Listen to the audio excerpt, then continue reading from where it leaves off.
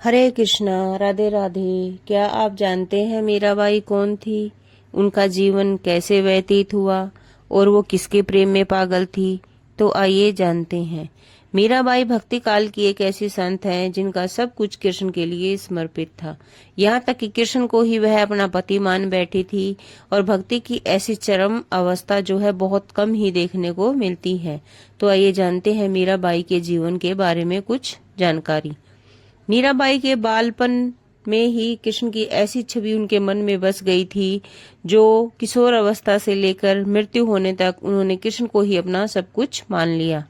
जोधपुर के राठौर रतन सिंह की इकलौती पुत्री मीराबाई का जन्म 16वीं शताब्दी में हुआ था और बचपन से ही वह कृष्ण भक्ति में रम गई थी।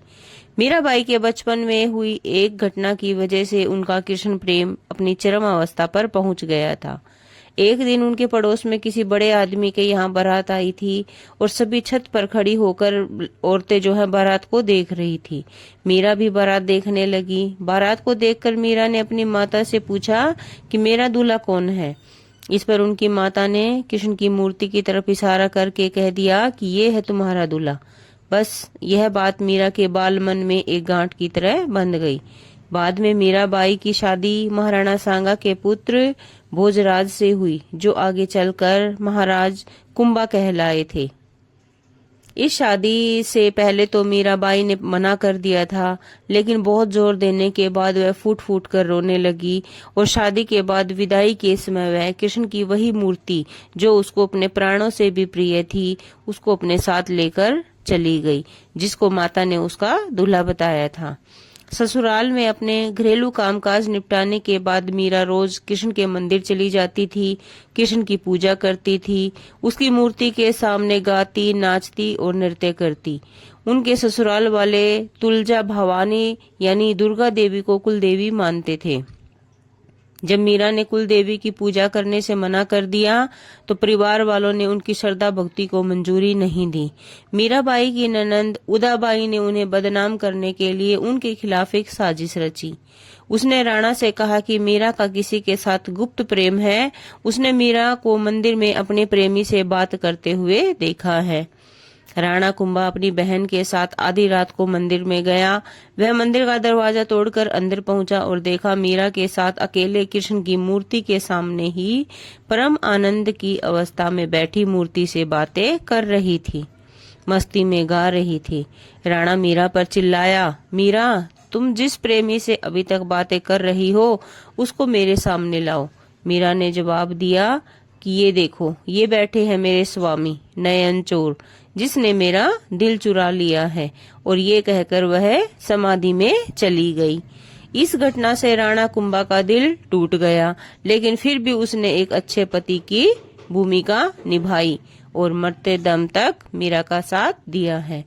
हालांकि मीरा को राजगद्दी का कोई चाहत नहीं थी, फिर भी राणा के संबंधी मीरा को कई तरीके से सताने लगे थे। कृष्ण के प्रति मीरा का प्रेम शुरुआत में बेहद निजी था, लेकिन बाद में कभी कभी मीरा के मन में प्रेम आनंद इतना उमड़ पड़ता था कि वह आम लोगों के सामने और धार्मिक उत्सवों में नाचने और गाने लगी थी। वह रात में चुपके चुपके चित्तौड़ के किले से निकल जाती थी और नगर में चल रहे सत्संग में हिस्सा लेती थी। मीरा का देवर विक्रमादित्य, जो चित्तौड़गढ़ का नया राजा बन गया था, बहुत कठोर था। मीरा की भक्ति, उनका आम लोगों के साथ घुलना मिलना और नारी मर्यादा के प्रति उनकी लापरवाही का उसने कड़ा विरोध किया। उसने मीरा को मारने की कई बार कोशिश की। यहाँ तक कि एक बार उसने मीरा के पास फूलों की टोकरी में एक जहरीला सांप रखकर भेजा और मीरा को संदेश भिजवाया कि टोकरी में फूलों के हार हैं। ध्यान से उठने के बाद जब मीरा ने टोकरी खोली तो उसमें से फूलों के हार के साथ कृष्ण की एक सुंदर सी मूर्ति निकली। राणा का तैयार किया हुआ कांटों का बिस्तर भी मीरा के लिए फूलों का सेज बन गया जब मीरा उस पर सोने चली गई थी। जब यातनाएं बर्दाश्त से बाहर हो गई तो उन्होंने चित्तौड़गढ़ छोड़ दिया। पहले वह मेड़ता गई, लेकिन जब उसे वहां भी संतोष नहीं मिला, कुछ समय के बाद उसने कृष्ण भक्ति के केंद्र वृंदावन का रुख कर लिया। मीरा मानती थी कि वह गोपी ललिता ही है। उन्होंने फिर से जन्म लिया है। ललिता कृष्ण के प्रेम में दीवानी थी। खैर, मीरा ने अपनी तीर्थ यात्रा जारी रखी। वे एक गांव से दूसरे गांव नाचती गाती पूरे उत्तर भारत में घूमती रहती थी। माना जाता है कि उन्होंने अपने जीवन के अंतिम कुछ साल गुजरात के द्वारका में गुजारे हैं। ऐसा कहा जाता है कि दर्शकों की पूरी भीड़ के सामने ही मीरा द्वारकाधीश की मूर्ति में समा गई। इंसान आमतौर पर शरीर, मन और बहुत सारी भावनाओं से बना है। यही वजह है कि ज्यादातर लोग अपने शरीर, मन और भावनाओं को समर्पित किए बिना किसी चीज के प्रति खुद को समर्पित नहीं कर सकते। विवाह का मतलब यही है कि आप एक इंसान के लिए अपनी हर चीज समर्पित कर दे, अपना शरीर, अपना मन और अपनी भावनाएं। आज भी कई जगह ईसाई संप्रदाय में नन बनने की दीक्षा पाने के लिए लड़कियां पहले जीसस के साथ विवाह करती हैं, और कुछ लोगों के लिए यह समर्पण शरीर, मन और भावनाओं से परे एक ऐसे धरातल पर पहुंच गया जो बिल्कुल अलग था, जहां यह उनके लिए एक परम सत्य बन गया था। ऐसे लोगों में एक मीराबाई थी जो कृष्ण को अपना पति मानती थी। कृष्ण को लेकर मीरा इतनी दीवानी थी कि महज 8 साल की उम्र में मन ही मन उन्होंने कृष्ण से विवाह कर लिया था। उनके भावों की तीव्रता इतनी गहरी थी कि कृष्ण उनके लिए सच्चाई बन गए। यह मीरा के लिए कोई मति भ्रम नहीं था, यह एक सच्चाई थी कि कृष्ण उनके साथ उठते और बैठते थे, घूमते थे, उनके साथ हर समय रहते थे।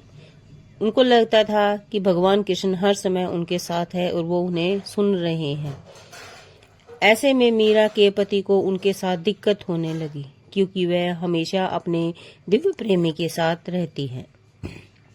यहाँ तक कि मीरा ने अपने दिव्य प्रेमी के साथ संभोग भी किया।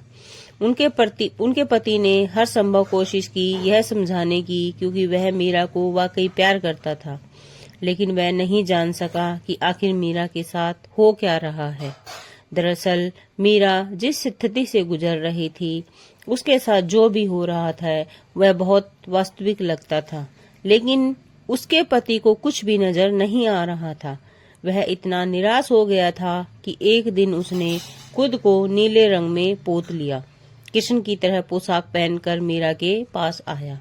दुर्भाग्य से उसने गलत तरह के रंग का इस्तेमाल कर लिया, जिसकी वजह से उसको एलर्जी हो गई और उसके शरीर पर चकत्ते उगाए।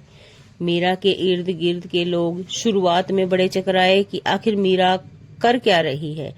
बाद में जब कृष्ण के प्रति मीरा का प्रेम अपनी चरम ऊंचाइयों पर तक पहुंच गया, तब लोगों को यह समझ में आया कि वह कोई साधारण औरत नहीं है।